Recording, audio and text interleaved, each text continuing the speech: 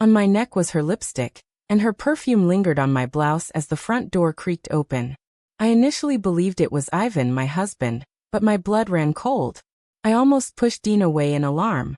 However, it was Arlene's voice that echoed, "Come," with a composed tone adding, "Do not halt for my sake." My mother-in-law stood at the threshold, holding a grocery bag, her gaze filled with judgment. Instead of anger, she smiled slowly, as if revealing a hidden secret. And then she uttered words that remain etched in my memory.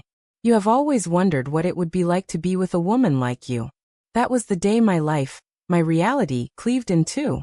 What began as a foolish liaison transformed into an intricate trap I hadn't foreseen." And Arlene? She was never merely a mother-in-law. She was the architect. Before delving further into this narrative, I want to express my gratitude for your presence. If you are a subscriber to this channel, I am truly grateful. You're what keeps these tales vibrant and expanding. To both the fresh and returning viewers yet to subscribe, thank you for tuning in, and I eagerly anticipate your click on that subscribe button. Your support fuels this channel and ensures these narratives endure. Remember to voice your opinions in the comments section below, as every perspective matters and every voice contributes to this thriving community. Now let's return to the point where everything shifted. I am Lydia, age 33, residing in a tranquil suburb near Chicago, Illinois, in a house that seems more like a tomb than a home. For 7 years now, I have been married to Ivan. We met at college, tied the knot early, and built a life that seemed flawless on the surface but was hollow within. Ivan cherished structure, timetables, quiet, while I yearned for emotion. Arlene, my mother-in-law, joined us after her spouse passed away 3 years ago. She claimed to require assistance, yet in reality, she preferred dominance. Her vigilant gaze swept over everything and everyone consistently. Then arrived Dean, a colleague at the advertising agency. He was captivating, intelligent, and perilously compassionate. The type of man who observed details my spouse often overlooked. My new hairstyle, the melancholy beneath my grin, the wounds to my soul. Dean and I progressively spent late hours at work. Then drinks. Then confidences. One instant, I was seated beside him on a conference table. The next, I was ripping open a door that I could never shut again. Our encounters began at hotels initially. Quick, furtive, exhilarating. Later, I grew reckless. I invited him over one afternoon when Ivan was working, assuming Arlene would be out buying her Sunday roast supplies. However, Arlene had a habit of being omnipresent and elusive simultaneously. She was the type of woman who always knew more than she disclosed. On that day, Dean had just pushed me against the hallway wall as we heard the door open. I recall the fear gripping my heart. The silence, as if time stood still.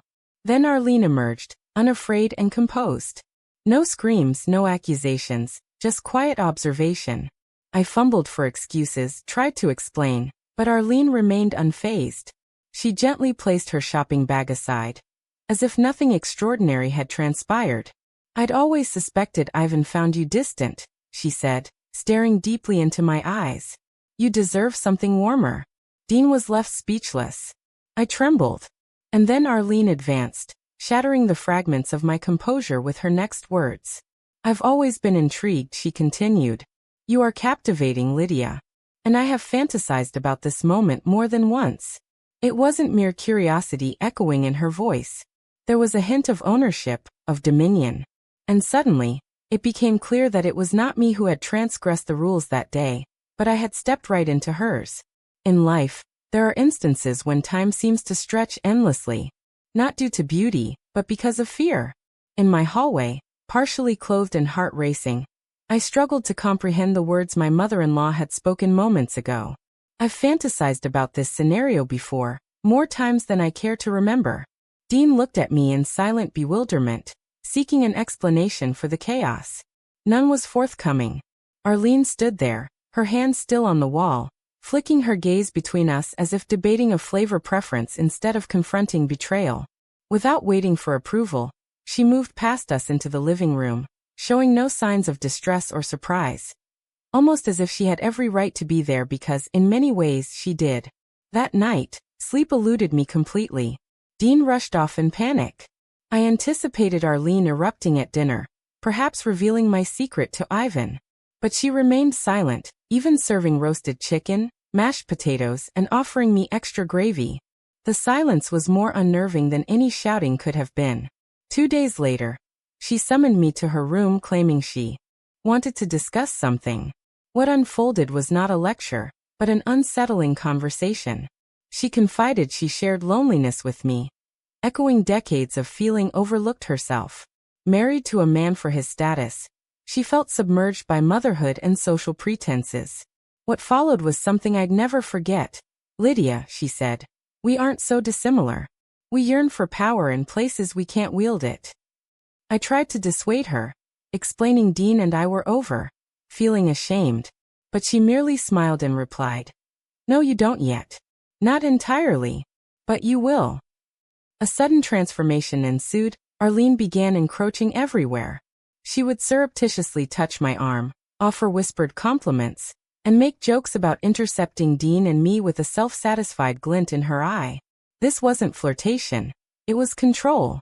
The night that altered everything arrived swiftly. After a late shift at work, we argued with Dean outside my house. He was anxious about Arlene's actions. He expressed uncertainty about the game she was playing, but stated his intention to stay out of it. Moments later, my phone signaled a new message from Arlene, "Summons for Dean." I had been waiting. The sight of this text left him looking pale. "I think she's watching us," he whispered. Indeed she was. Upon entering the room, we found her in the den, sipping wine, with candles casting an atmosphere akin to a dinner party. What transpired that evening wasn't violent or sexually explicit. It was worse, psychological. She conversed, asked probing questions, and subtly stirred tension within the room, as if it were an invited guest. I can still recall sitting between the man I was unfaithful to and the mother of my husband-to-be on that couch. I felt possessed. However, the true terror didn't unfold until a week later. Dean ended things, claiming he required space, asserting it all seemed orchestrated. That was the term he used, orchestrated. And he was correct, because 3 nights after that, in Arlene's study, I stumbled upon something. I searched for a photo album and found a leather folder instead. Contained within were printed emails, photos, screenshots, all of me and Dean, conversations, phone records, even receipts. It appeared she had been monitoring us before her unexpected visit that day. She knew and she waited. I accused her, yelled at her, demanded to know why she saved it all. And Arlene, with her cool, razor-sharp tone, explained, "I required power. You're not just a daughter-in-law, Lydia. You're an asset." She leaned nearer. "And Ivan, he wasn't the one I aimed to protect. The family was the estate. The legacy. The one you entered by marriage, but I never said you were free." In that instant, I comprehended I was more than just a mistress. I was part of a game I hadn't realized I had joined. And Arlene, she wasn't merely playing. She was winning. By the time I understood what Arlene had done, it was too late. I believed I was involved in an affair. I believed myself to be the one concealing the secret, maneuvering stealthily, causing pain unnoticed. However, I was not the one orchestrating events. Instead, I was merely a pawn in Arlene's stage production. The folder containing evidence was merely the opening act. After confronting her, I attempted to create distance. I informed Ivan I needed time apart, and even instructed Dean to sever all connections. Yet, Arlene always seemed to stay one step ahead. She continued as if nothing had transpired. She began delivering coffee in the mornings, and watching soap operas with me in the afternoons. Her smile was insincere, a mask of steel hidden beneath silk. One morning, while Ivan was showering, she whispered near my ear, "You can try to escape, Lydia, but your conclusion is already mine." I didn't fully comprehend her words until the lawyer arrived. The family trust. Ivan's family had significant wealth. Not the kind that made them billionaires, but enough to make a difference. A business bequeathed from his grandfather, which Arlene managed following her husband's demise. Without Ivan's permission, she never allowed a penny to pass through her hands. It seemed that I had unwittingly signed documents, at Arlene's urging during our marriage with Ivan, which bound me to the family trust in ways I didn't comprehend. I was not simply his wife, I was a risk. Now, I was more a tool. I endeavored to share everything with Ivan. I broke down. I disclosed details about Dean. About the day Arlene barged in. About the messages, the photos, the folder. Initially, he looked puzzled, as if I had spoken an unknown language. Then he chuckled. It was a mix of amusement and shock. He claimed she had forewarned him. She had warned me, he said, that I would attempt to portray her as the antagonist. When this realization struck me, it became clear. Arlene had prepared Ivan, had tainted the water. I wasn't merely isolated. I was ensnared. But I wouldn't stop there. If Arlene desired power, I would demonstrate what happens when power becomes careless. I began to probe, subtly, cautiously. I recalled things she mentioned casually, names she mentioned, people she claimed to know. In her attic's old suitcase, I uncovered a secret burner phone. It contained numerous encrypted or deleted messages between her and someone named T. However, one conversation stood out. Lydia remains oblivious. Manipulating Dean was effortless. She still believes it was her decision. The revelation left me nauseous. On the floor I shivered. The relationship was never driven by attraction. Rather, control was the motive from the start. This discovery proved to be the crushing blow. Hidden within her desk drawer, behind her antique jewelry case, I found a concealed drive. Its contents were audio recordings. They included Ivan's voice, mine, and Dean's, conversations, disputes, even private moments. For months, possibly longer, she had been eavesdropping on us. She wasn't safeguarding the family, she was the family, and everyone else was mere inventory. The following day, I cut ties with Ivan. I swiftly packed a solitary suitcase, journeyed to a friend's cabin 3 hours south of Chicago, and vanished. I yearned for solitude, fresh air, and the chance to recollect my identity before this ordeal. Arlene did not pursue me. She didn't have to. Lydia recognized that I had lost everything. My marriage, my lover, and my self-identity. Worse still, I was unsure if I ever truly held the reins to start with.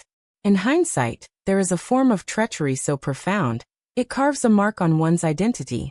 I strayed, made decisions I now lament, causing pain to those undeserving. Yet Arlene's actions were distinct. She exploited my vulnerability, cultivating it, fostering it, until I morphed into something she could claim. In my mind, I was rebelling, but I was merely executing her plan. As I mend, bit by bit, I attend therapy, journal, and usually sleep with the lights on. What I remind myself is not every enticement arises from desire.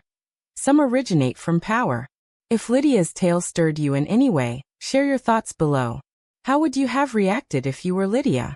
Do you believe Arlene loved her son genuinely? Or was the control he offered her more alluring?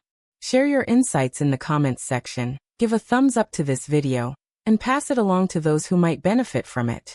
If you haven't already, now would be an excellent opportunity to subscribe. As more tales like this unfold, they may become even more challenging. Until our next encounter,